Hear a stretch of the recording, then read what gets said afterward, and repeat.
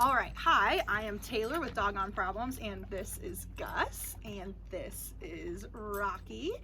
Gus is about 6 years old. He's a rescue from the Humane Society, and Rocky is a rescue from Grin, located in Nebraska. He's about 10 months old now.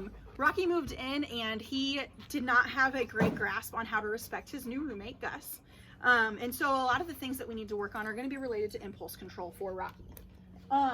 He's back there. I want to make sure he's not being mischievous. So the first thing we talked about today was exercise. You're doing a great job for both of them, but Rocky's going to need just a little bit more exercise in order to help him be a good boy every day. I'd recommend getting up in the morning and first thing doing 5 minutes on the stairs before you guys start your day. So before he even has dinner, so that you can prevent any of the incidents like this morning with the trampoline. Making sure that you spread his exercise up throughout the day is going to be the most beneficial way to help him. So somewhere equivalent to 90 minutes of exercise for him right now until he gets a little bit older. You'll start to notice that his energy level diminishes a little bit, and you don't have to exercise him as much, but you'll notice that based on how he's acting. I recommended some food dispensing toys. We like the Omega Paw treat dispensing ball. We also like a snuffle mat. You have puzzle bowls, but I think it'd be good, especially for Rocky, to kind of vary up the things that you're giving him. Let's see. We talked about the doggy stairmaster. We talked about fetch, maxing him out on fetch. So the first time you do that, do it on an empty stomach and fetch him till he won't stop, or he won't go any longer. When you do this, keep track of how long or how many fetches he's done. That's the key. If you know that it takes 45 fetches to get him to stop running, then 3 or 4 times a day you can practice that to 25% of what he needs to have him be worn out. An adequate amount of exercise, though, is going to really help him be able to listen to you. The next thing we talked about was rules. So with rules, it's important that you enforce them for at least 90 days or until your problems stop. It's important that everyone at home is practicing the rules. So if you as parents are enforcing the rules but your children aren't, then the dogs understand that they don't apply all the time. So you want to make sure that everyone's enforcing the rules, and it's being done in a very consistent manner. Remember, at first they're going to try and figure out if there's any permeation of events that's going to allow them to break the rule, or if they can ask so many times and get away with it. So make sure you're consistent about enforcing them. Let's see. So the first rule we talked about was no furniture. Remember the X mats. The furniture, it helps them see you as a leader. It puts you up in a leadership position. So right now I'm in a leadership position. Both dogs are in a follower position. The video is going to be pretty great. And then the next one we talked about was having your dog sit at the door. So when you go to the door, tell them to sit 1 time. If they sit, the door opens. If they don't, sit at the table by the door and wait for 1 minute. I'd set a timer on your phone. After that 1 minute's up, tell them to sit again 1 time. If they sit, they can go out. If they don't, this time they wait for 2 minutes. If Gus sits and Rocky doesn't, then Gus gets to go out and Rocky then waits for, we'll say 4 minutes this time. After the 4 minutes, tell him to sit again 1 time. If he sits, he can go out, or he waits for 8. So it keeps escalating. We talked about the kitchen, so making sure that you practice that out exercise.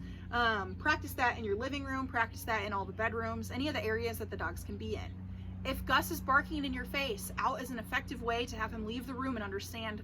For dogs, they don't like to be excluded from the group. So if he's barking in your face, have him do an out or a leave, whatever word you decide to use. This will also become beneficial when it comes to enforcing the kitchen boundaries. So at first we need to practice the out command, and then we're going to use our bodies to kind of protect the boundary. So since you have a whole team of people at home, while mom and dad are getting dinner ready, the kids can help enforce that boundary. But they have to have a concept for the word out first. Let's see. We talked about having them remain calm while you harness and leash them up. Having them sit and eventually elongating how long they wait for their food. Once you can get them to wait and they have a word for eating, like we talked about with passive training, then you can give them permission to eat that day based on who's being better behaved. So that's something that you would work up to in time, but the end goal would be to be able to release them based on their food words. Our words, like I said, were pizza. Our words at my house are pizza and feast. So coming up with a creative word and helping them learn that word by every time they take their first bite of food for the next few months, they hear the word. Like I said, make sure the rules are being enforced consistently. If they're not being enforced consistently, your dog will figure out that they only have to follow the rules sometimes or just not at all. Let's see, we talked about petting with a purpose. So with petting with a purpose, everyone needs to make sure that the dog sits beforehand. So you're going to tell your dog to sit one time. If they sit, they get the attention they're seeking. If they don't sit, then they don't get any attention. Rocky. There you go. Remember, playing hard to get works great for dating, and it works even better for dogs. So if they sit, they get the attention they're seeking. If they don't, they get nothing, like I said. The watchword we recommend using is paycheck.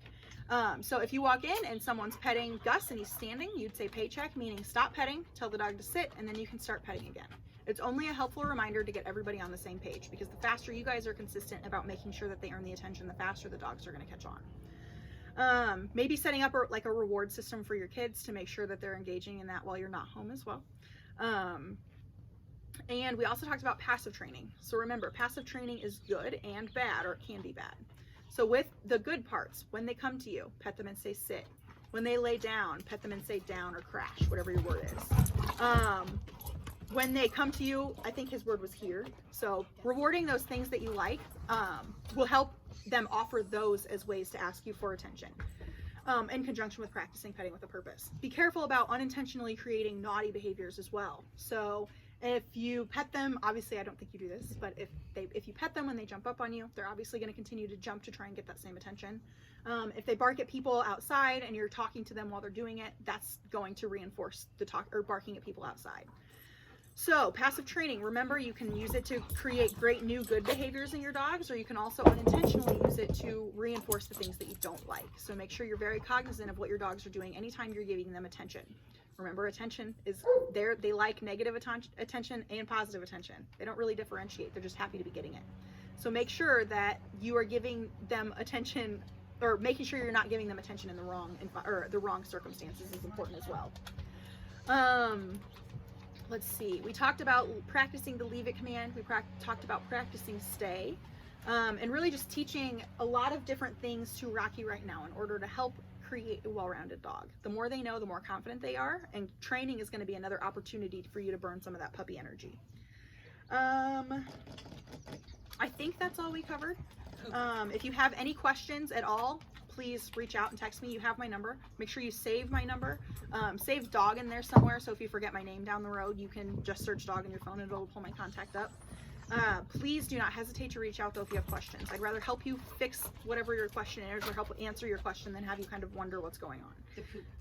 Oh, poop eating. So make sure when you come out with the dogs, you're bringing a bully stick or a kneecap, or really a high value. You want a high value reward that Rocky's going to focus on other than Gus's poop. When he comes out, obviously don't let him get to the poop right away. You want him to sit, give him the bully stick right as Gus finishes going to the bathroom. That's going to help him understand that coming to you when Gus goes to the bathroom rather than going to pick up what Gus leaves on the ground is a better option. Keep track. I think you guys have pretty much honed in on when he goes to the bathroom, but if you know when he's going to poop every time and you can be out here and be proactive, we want to limit as much of him getting anything as possible right now. And so if we can help create that new habit, which is not eating poop, by being consistent and not letting him get to it, it's going to be a much faster progression. It's similar to the rules that it needs to be at least a 90-day window for him to really grasp the whole new no eating poop rule, so to speak. Is that everything, I think? Okay. Like I said, please reach out if you have any questions. Otherwise, this is Gus. This is Gus. And remember, everything you do trains your dog. Only sometimes you mean it.